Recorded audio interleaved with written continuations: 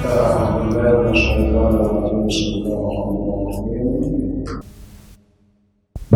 Ibu jamaah Masjid Al-Muhajirin yang tetap senantiasa istiqamah mengikuti kajian rutin pada setiap Rabu di malam Kamis,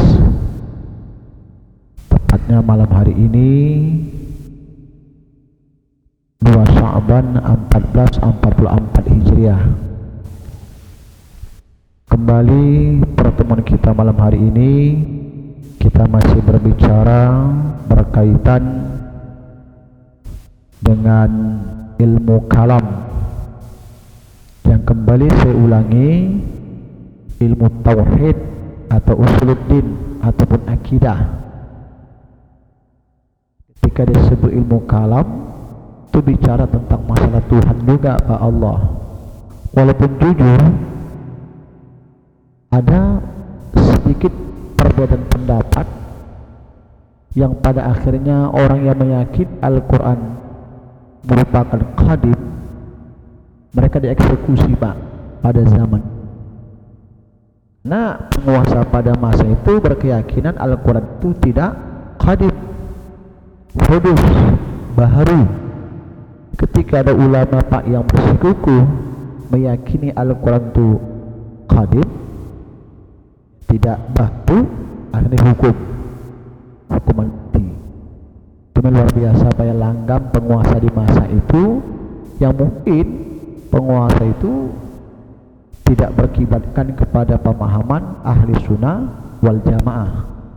Nah, ahli sunnah wal jamaah itu Bapak dan Ibu bersikukuh sampai hari ini, mereka meyakini Al-Quran tersebut qadim. Ya, qadim itu Pak nggak akan mengalami kerusakan, tak akan pernah mengalami perubahan sampai kapanpun. Zaman boleh berubah, waktu bisa berubah, tapi Al-Quran itu Pak tetap. Jadi bukan Al-Quran itu yang mengikuti zaman itu Pak yang wajib ikut kepada Al-Quran. Nah, Al-Quran itu qadim, nah, tetap dia Pak, karena sudah ada hak paten dari Tuhan. Nahnu nazzalna dzikra wa inna lahu lahafizun.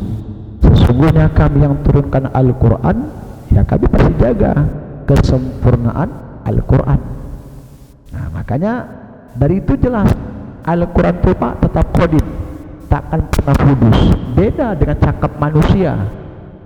Cakap manusia itu bisa berubah-ubah. Dulu sama hari ini sama besok pasti berubah Pak. Sama kayak peraturan manusia Pak kan, menunjukkan tuh Pak, aturan manusia itu hudus, berubah-ubah itu Pak. Beda sama kalam Tuhan yang penuh dengan aturan-aturan, tetap qadim. Dari dulu sampai hari ini Al-Quran seperti itu Pak, nggak ada perubahan. Beda dengan aturan-aturan manusia Pak kan. Langgam penguasa akan terjadi amandemen, istilahnya Bang ya, amandemen, perubahan pasal demi pasal akan terjadi Pak. Itu menunjukkan bahwa kalam dan ucapan manusia itu Pak berubah-ubah. Bapak aja cakap Bapak Ibu hari ini dengan Bapak Ibu nanti jadi pemimpin, beda itu Pak ya Bang. Itu menunjukkan hudus Pak, berubah-ubah cakap kita. Tapi cakap Allah tidak Bapak dan Ibu, tidak berubah-ubah. Makanya Al-Quran itu qadim. Jadi ketika di zaman itu ada seorang ulama bersikukuh kalam Allah Al-Quran itu qadim, dieksekusi Pak, mati. Atau apa? Karena mempertahankan akidah tadi Pak, dia tidak mau Al-Quran itu dikatakan baharu, dihukum dia Pak. Itu kan akidahmu. Jadi akidah itu Bapak dan Ibu tidak boleh Pak bergeser. Zaman dan penguasa boleh berganti, tapi akidah tetap harus Pak. Jangan jejak umpan karena keadaan. Itu contoh tipikal ulama yang istiqamah dengan keyakinan. Nah, makanya bicara keyakinan Bapak dan Ibu beda Pak dengan bicara fikih. Kalau fikih sah tidak sah, batal tidak batal, haram tidak haram. Tapi bicara akidah melenceng tidak sah Pak, kafir dengan tidak kafir, syahadat dengan tidak syahadat. Jadi bicara akidah ini kan nggak main-main Pak. Akidah itu keyakinan yang saya katakan kemarin kepada Bapak dan Ibu, itu dibawa Bu sampai menghadap Allah nanti endingnya. Wala tamutunna illa wa antum muslimun. Jangan sekali-sekali kamu mati kamu itu dalam keadaan tidak mentauhidkan Allah. Apa sih Pak? Itu endingnya Pak. Ketika syakarat Bu, itu penentuan Pak. Makanya harus kuatlah keyakinan kita. Jadi di episode sebelumnya saya sudah katakan Pak, contoh-contoh sahabat Bapak dan Ibu kan, ya seperti Bilal bin Rabah, Yasir bin Ammar, nampak Pak? Hah? Lihat juga sejarah di masa Fir'aun, Masyitah Pak kan, keyakinannya suaminya dibunuh, anaknya dibunuh, terakhir dia Pak mati juga Pak, tapi dalam keadaan bertauhidkan kepada Allah. Itulah makanya bicara tentang masalah keyakinan, kalau bahasa kita Pak yang paling familiar, iman, tauhid, akidah, kalam, usuluddin, tidak boleh tidak. Mungkin level kita tanda kutip ya sebatas mempertanggungjawabkan keyakinan kita itu mungkin dengan dalil yang bersifat ijmaliyah, dalil yang bersifat umum. Ya, artinya apa? Bersifat umum, tidak tafsiliyah rinci. Mungkin kalau kapasitas kita orang alim, ya habaib yang punya ketajaman intelektual, jadi tuntut Bu belajar sampai kita bisa mempertanggungjawabkan apa yang kita yakini berdasarkan dalil yang bersifat tafsiliyah rinci. Wujud ini dalilnya, dalil nakli, dalil akli. Kidam ini dalilnya, nakli, akli. Bako ini dalilnya, nakli, akli. Nakli Al-Quran hadis, akli logika. Itu orang-orang punya kata intelektual. Tapi bagi kita Bapak dan Ibu yang umumnya usia kita di rata-rata 50-60, saya rasa Pak sudah nggak punya ketajaman yang luar biasa Pak ya. Untuk sejauh itu yang penting kita melepaskan tuntutan wajib. Nah ini Pak, kewajiban itu bisa terlepaskan, tak berdosa kita Bapak dan Ibu. Makanya Bapak dan Ibu di sini yang perlu sama-sama kita perhatikan. Yuk sekarang kita mencoba Pak menelusuri juga. Kita tinggalkan sejenak tentang hukum mempelajari ilmu kalam. Kita coba lihat Pak hal-hal yang bisa merusak keyakinan kita.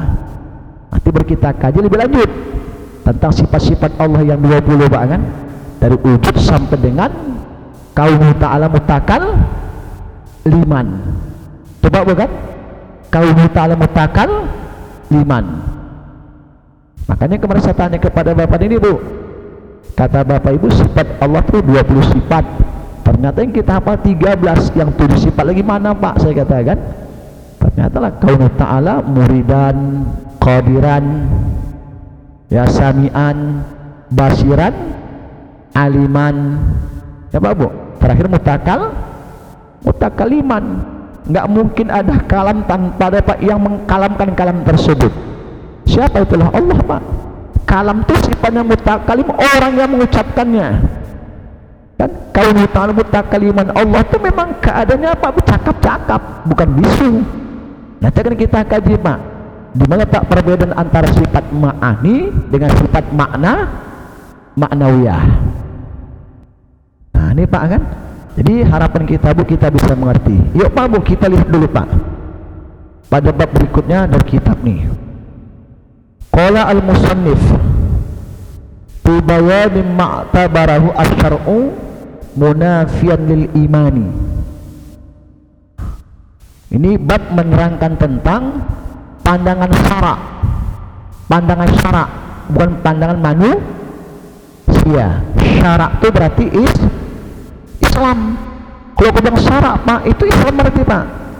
Bukan sudut pandang manusia Pak Bu, sudut pandang syara. Syara syara, pandangan hukum.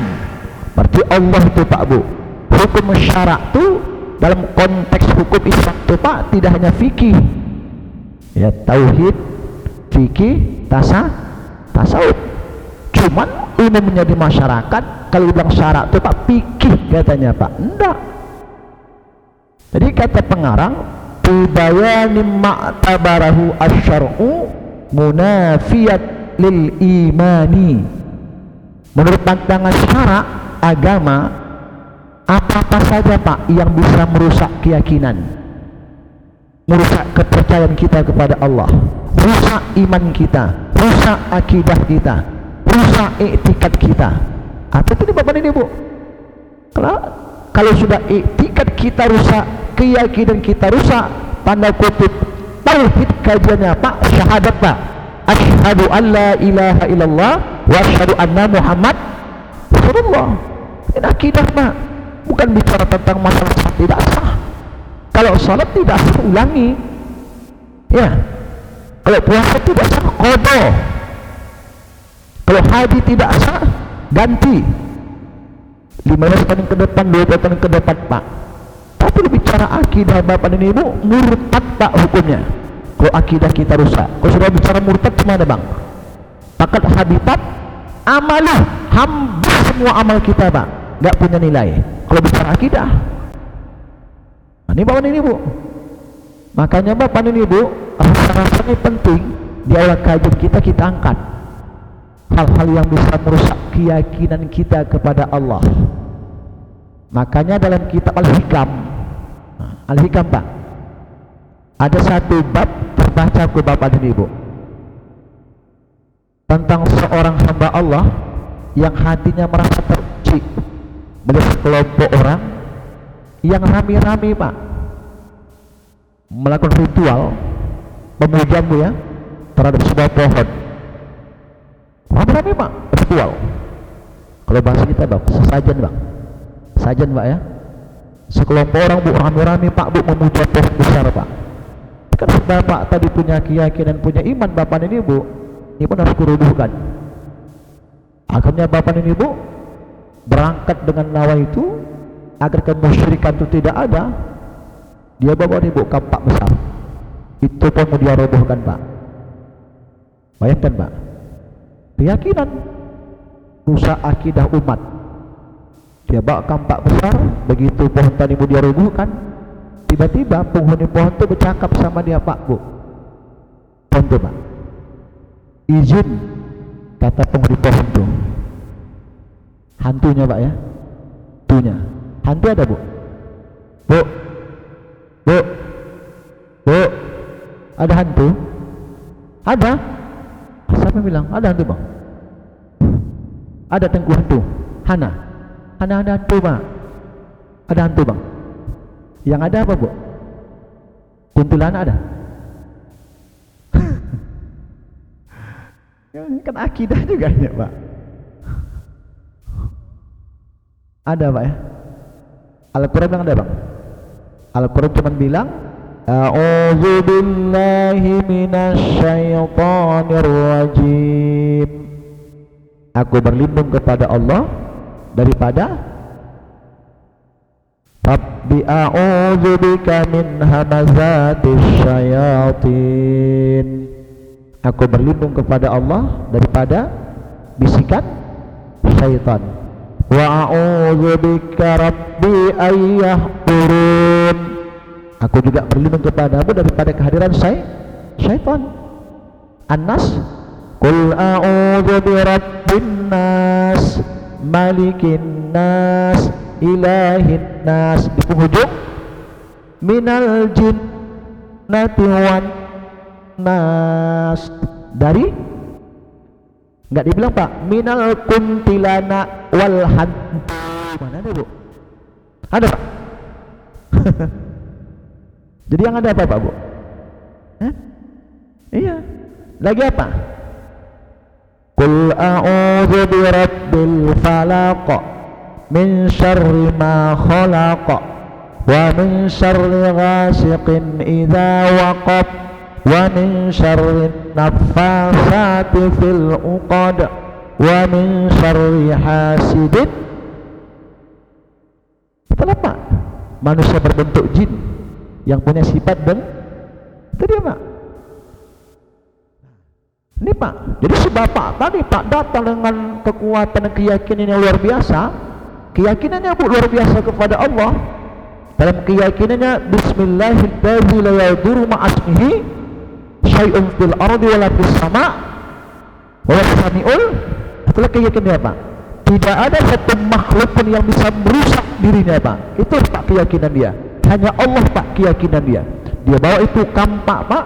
Begitu sampai di depan pohon besar tadi, begitu penghuni kampaknya mau diruntuhkannya Pak, tiba-tiba penghuni pohon itu muncul. Bercakap dia Pak, ngajak cincai-cincai. Ngajak cincai Bu. Tahu cincai Bu? Bahasa kita apa Bang? Hah? Apa cincai bahasa kita Pak? Dami-dami Pak ya. Ngajak nabi-nabi. Kalau bahasanya 86 tuh Bang ya. Jadi bapak ini Bu kata penghuni itu ginilah. Ini kan enggak urusanmu. Kalaupun seandainya akidah mereka melenceng, kan mereka besok yang dihukum Allah, enggak ada urusan samamu. Yang masuk neraka kan mereka, tidak kamu. Itu tidak ada urusan sama kamu. Contoh pada akidah tadi Pak. Kata dia tidak bisa. Ini merusak keyakinan. Mereka tidak lagi menyembah Allah, yang mereka sembah masih Allah. Mereka percaya bukan Allah yang punya kekuatan, tapi masih Allah yang punya kekuatan.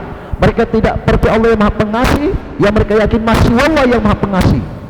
Ini pernah menghancurkan, kerubukan, akan hilang kemusyrikan. Luar biasa itu Pak. Tapi keyakinan itu Pak, bismillahirrahmanirrahim, yakin ya Pak, nggak akan mungkin disapa dan ditegur sama hantu itu Bu, karena Tuhan di atas segala-galanya. Tapi kalau keyakinan kita lembek Pak, nggak kuat, yakinlah Pak. Begitu Bapak sentuh itu pohon, pulang Bapak kesambet. Ya, langsung ibu datang ke rumah nenek itu minta dipilih sebagai kunyit.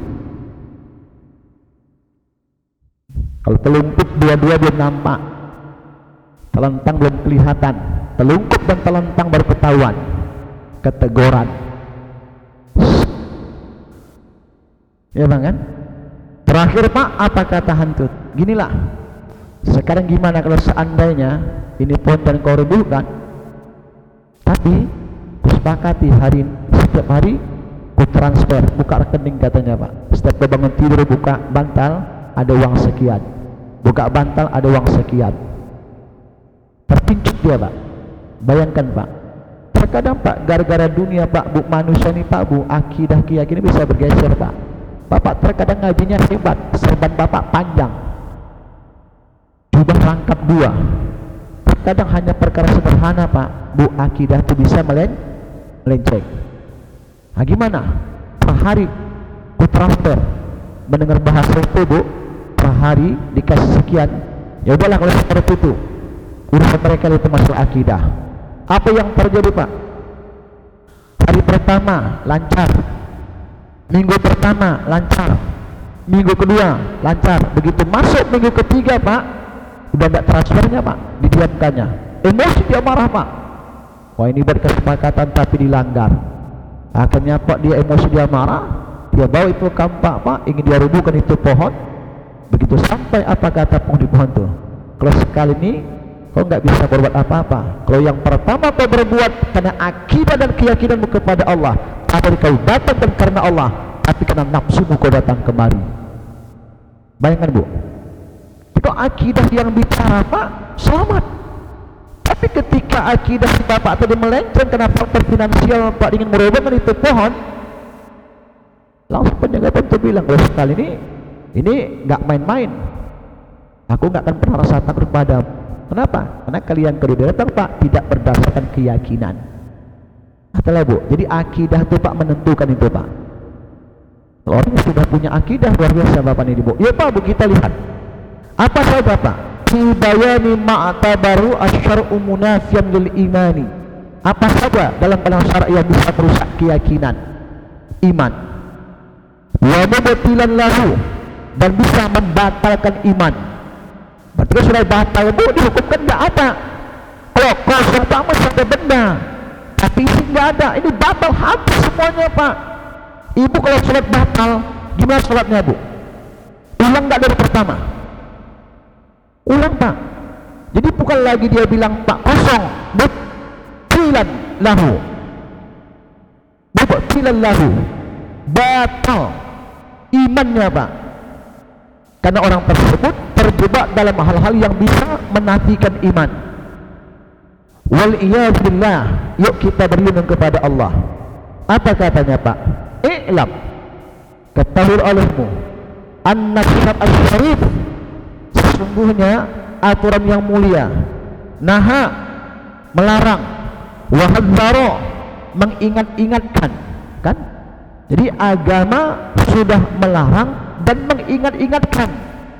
Hati-hati, tolong waspadai. Kenapa? Kalau bahasa syara, naha wahadzaro, dilarang keras dan dikasih peringatan yang cukup tegas oleh syara. Anil umuri, dari beberapa perkara-perkara al-munafiyati lil imani, yang bisa merusak dan menghanguskan keyakinan. Hati-hati ya katanya pak, kalau ini terjadi rusak iman. Mana pak? Bahkan katanya wahad kama bikutun mayartaki bima, dihukumkan kafir. Apa pak? Wahad kama bikutun wahukima, wahad kama syarak menghukumkan, wahukima dan dihukumkan, bikutun di lil iltisab ini pak, berarti kafirnya nempel sama dia terus pak kalau dia tidak bersyahadat. Ba lil iltisab atau lil ma'iyah, kemana-mana dia bawa itu perbuatan pak bu, wahad kama bikutun, syarak menghukumkan kafir, bukan kufur. Beda nggak pak kafir sama kufur? Kufur, kafir, beda nggak? Kafir akidah, kufur perbuatan. Kufur itu bisa jatuh munafik, bisa jatuh fasik. Kalau kafir murtad. Nah, beda kan nggak? Kafir sama kufur. Jadi bahasa dia tuh dihukumkan kafir, bikutun, dihukumkan kafir oleh syarak pak. Berarti kalau sudah kafir pak, jelas harus kembali syahadat. Kalau tidak syahadat selamanya bu kafir hukum. Ya tapi pak, jadi ini nggak main-main, langsung syarak yang menghukumkan, bukan bapak yang menghukum dia kafir pak, syarak langsung menghukumnya. Kalau kufur itu pak cukup istighfar, astagfirullahaladzim, astagfirullahaladzim, astagfirullahaladzim.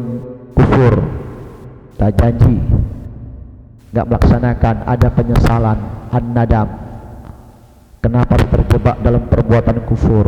Tahu kufur bu kan? Perbuatan kufur dikasih nikmat tapi nggak sujud. Ada nggak pak? Orang dapat nikmat bu tapi nggak mau sholat. Ada? Kufur. Ada nggak orang dapat nikmat tapi nggak mau puasa? Apa namanya itu? Kufur.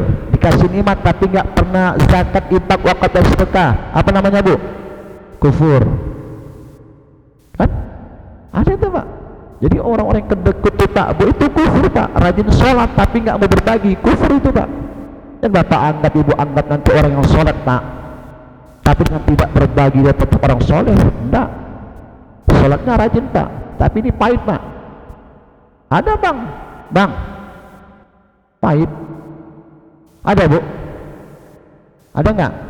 Kantongnya dalam segini pak, asal masuk nggak bisa terogoh. Makanya kantong bapak jangan dalam-dalam, setengah jengkal aja pak. Hari itu nggak kufur pak.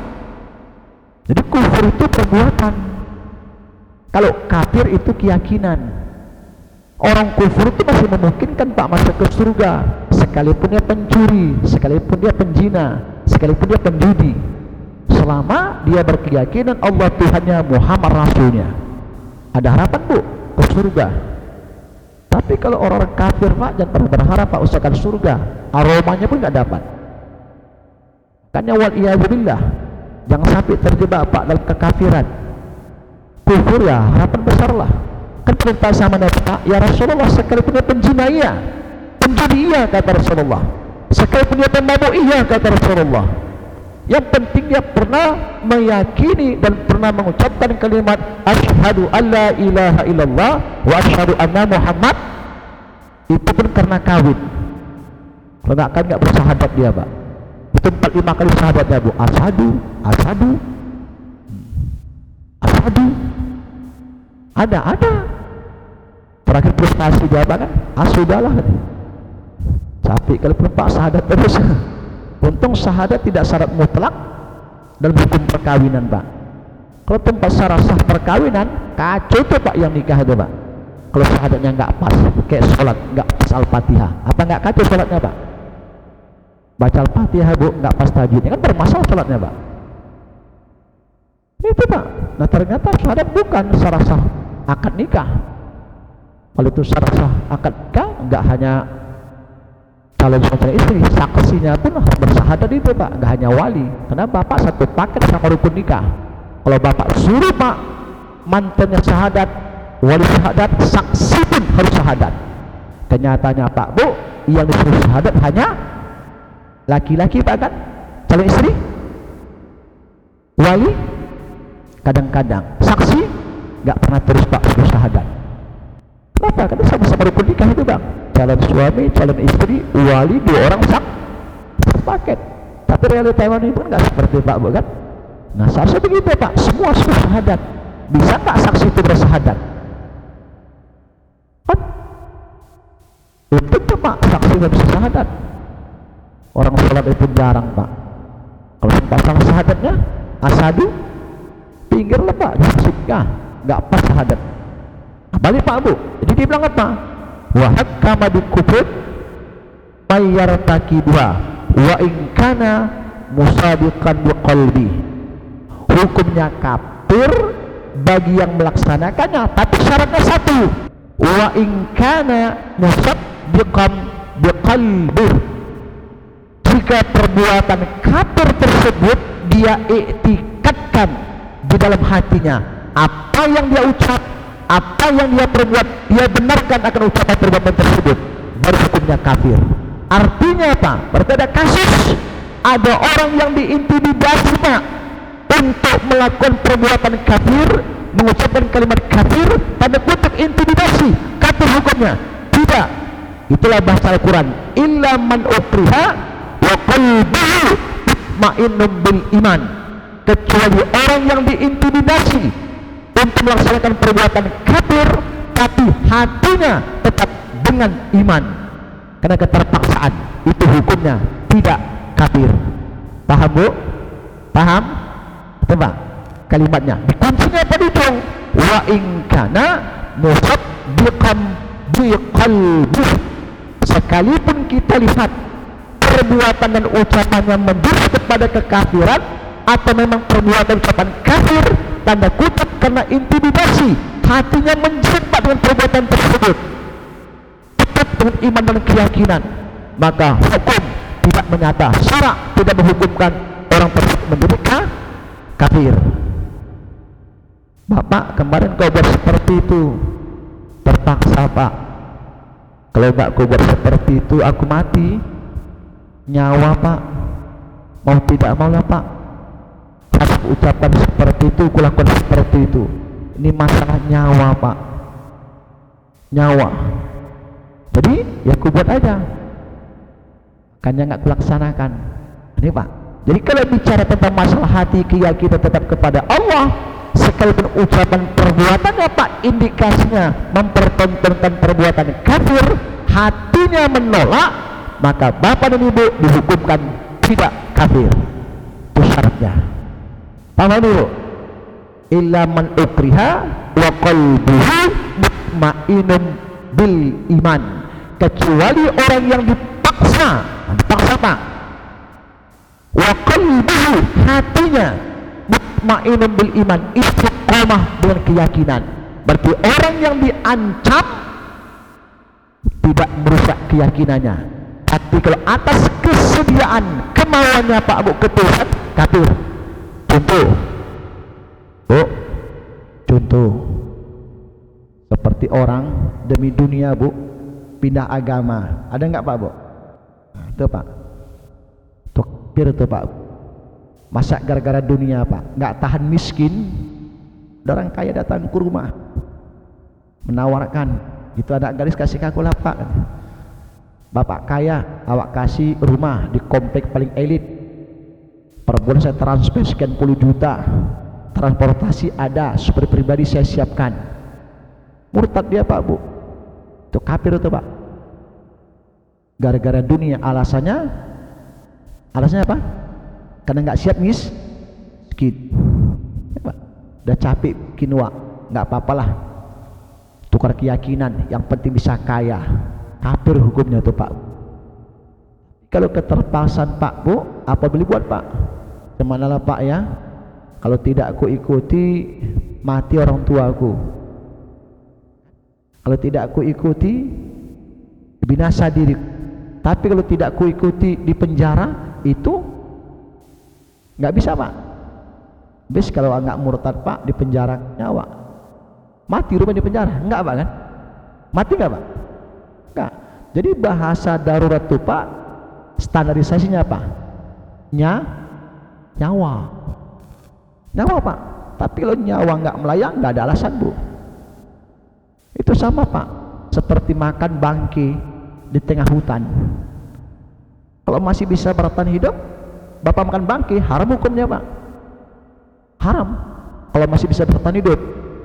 Tapi kalau Bapak nggak makan itu bangke, mati, tenaga sudah hilang, nggak sanggup lagi Pak Bu, ini silakan Pak. Ad-daruratu tubihul mahzurat. Kalau sudah darurat, yang diharamkan itu dibolehkan, bukan dihalalkan, dibolehkan. Tapi ad-daruratu yuqaddaru biqadriha, sekedar aja Pak bolehnya, tidak boleh berlebih ya Pak. Iya coba kan, yuqaddaru biqadriha, sekedar aja Pak, ambil sekedar, yang penting menyambung kehidupan ala kadar, tidak boleh sampai kenyang. Kalau lebih sampai kenyang, haram hukumnya. Sama seperti bapak dan ibu masuk rumah sakit butuh darah, apa hukum masal darah Bu? Haram kan? Haram. Ada nggak orang Pak mengkonsumsi darah? Ada Pak, butuh darah sikat kantong, dia butuh satu kantong, kata dokter, udahlah cor aja, bikin 2 kantong supaya cepat. Butuh sekantong Pak, dipaksa 2 kantong, ya sekantong tuh haram. Kenapa? Perlunya cuma sekantong, paksakan 2 kantong, haram hukumnya. Jadi masalah i'tikad ini Pak, hati-hati. Jadi kecuali orang-orang yang dipaksa sementara hatinya tetap iman, itu tidak merusak keyakinannya ya benar ya. Jadi alasannya intimidasi Pak Bu ya, sehingga dia laksanakan perbuatan kafir tadi sementara hatinya menangis bapak ini Bu. Dia laksanakan, hukum tidak menyatakan dia murtad, tetap Islam. Bapak ibu boleh menghukum A, B, C, D, tapi Pak hukum menyatakan tidak. Allah tahu itu dia lakukan karena keterpaksaan. Wa ing kana musaddiqab biqalbi, walaupun dia melaksanakan perbuatan kekufuran atau kekafiran, tapi hatinya bapak dan ibu tetap meyakini Allah Tuhannya. Alasannya apa? Intimidasi nyawa. Silakan Pak, Allah Maha tahu. Di kajian kita malam ini Pak, sampai situ dulu, waktu juga membatasi. Insyaallah bapak dan ibu, ya ke depan kita masih sambung Pak ya, masih sambung Pak. Mungkin ada 3-4 kali pertemuan lagi Bang ya, mendapat Ramadan. Nanti mungkin untuk 2 kali pertemuan di penghujung, Ustadz giring bapak dan ibu kajian kita kepada yang mungkin puasa dulu bapak dan ibu, untuk menyambut datang bulan suci Ramadan ya Pak ya, insyaallah. Jadi mohon doa bapak dan ibu ya, semoga kajian kita ini bermanfaat Pak, bisa sebagai ilmu yang berguna lah dalam kehidupan kita. Jadi hati-hati Pak ya, dalam berbuat, dalam berbicara, jangan sampai hukum ataupun syarak menyatakan ucapan perbuatan kita kafir, rusak keyakinan. Mau tidak mau Pak harus kembali bersyahadat, asyhadu alla ilaha illallah wa asyhadu anna Muhammad Rasulullah. Jadi doakan dulu kepada Allah, kita berserah diri, nasr minallah, wafatun qarib wallah maufiq qawmit thariq billatul hidayah. Assalamualaikum warahmatullahi wabarakatuh. A'udzubillahi minasyaitonir rajim. Bismillahirrahmanirrahim. Alhamdulillahirabbil alamin. Salatu wassalamu ala asyrafil anbiya wal mursalin wa ala alihi wa ashabihi rasulillahi ajmain. Allahumma inna na'udzubika ya Allah min ilmin la yanfa wa qalbin la yakhsha wa du'an la yasma wa min yarfa wa nafsin la tashba. Rabbana atina ya Allah fid dunya hasanah fil akhirati hasanah wa qina adzaban nar. Wa sallallahu wa sallama alaihi walhamdulillahi rabbil alamin. Taqabbalallahu minkum.